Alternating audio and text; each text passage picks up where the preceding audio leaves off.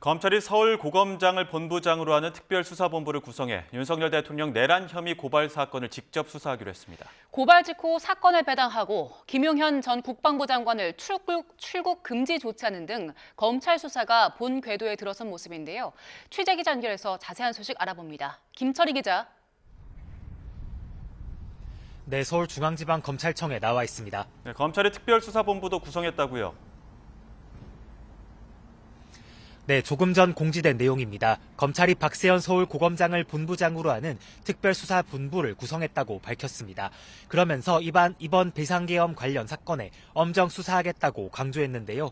여러 고발장이 접수된 지 하루 만에 전격적으로 직접 수사를 발표한 검찰이 본격 수사를 이어가겠다는 강력한 의지를 표명한 것으로 보입니다. 검수완박에 따라 내란죄는 검찰 직접 수사 대상은 아니지만 직권남용 혐의로 수사를 개시하면 내란죄까지 들여다볼 수 있다는 게 검찰 판단입니다. 어제 아침 관련 보고를 받은 심우정 검찰총장이 직접 수사 결정을 내렸고요. 직에서 물러난 김용현 전 장관에 대해선 도주 우려가 있다고 판단해 발빠르게 출국 금지 조치까지 내렸습니다. 특수본 구성까지 밝힌 만큼 앞으로 수사는 더 속도를 낼 것으로 보입니다. 네, 이후 수사 방향도 정해졌습니까? 네, 일단은 내란죄가 성립할 수 있는지 법리 검토에 주력한다는 방침입니다.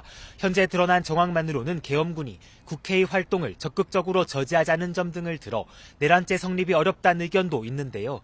하지만 대통령 등이 계엄 선포 직후 의원들의 표결을 막기 위해 주요 인사 체포 계획 등을 수립했다면 내란 혐의가 명확해질 수 있습니다. 실제 현장에 투입됐던 특전사 대원들은 언론 인터뷰를 통해 국회의원들을 다 끌어내라는 취지의 지시를 받았다고 증언했고요. 조금 전 한동훈 대표도 비슷한 취지의 주장을 내놨습니다. 검찰도 이러한 위법한 명령이 있었는지, 그렇다면 이를 내란죄 성립 요건으로 볼 수 있을지 등을 들여다볼 예정입니다. 네, 지금 경찰도 전담 수사팀 그리고 공수처도 사건을 배당했는데 이 부분 어떻게 좀 조정이 되는 겁니까?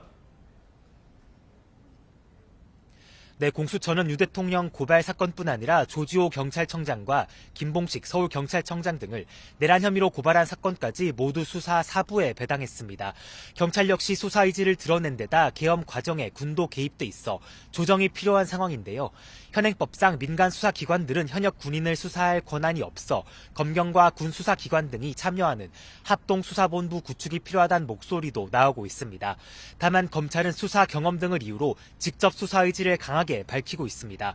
또 경찰은 지휘부가 입건된 문제가 공수처는 인력 부족 문제가 걸려 있어 당장은 검찰 수사가 속도를 낼 가능성이 가장 크다는 분석입니다. 지금까지 서울중앙지검에서 YTN 김철입니다.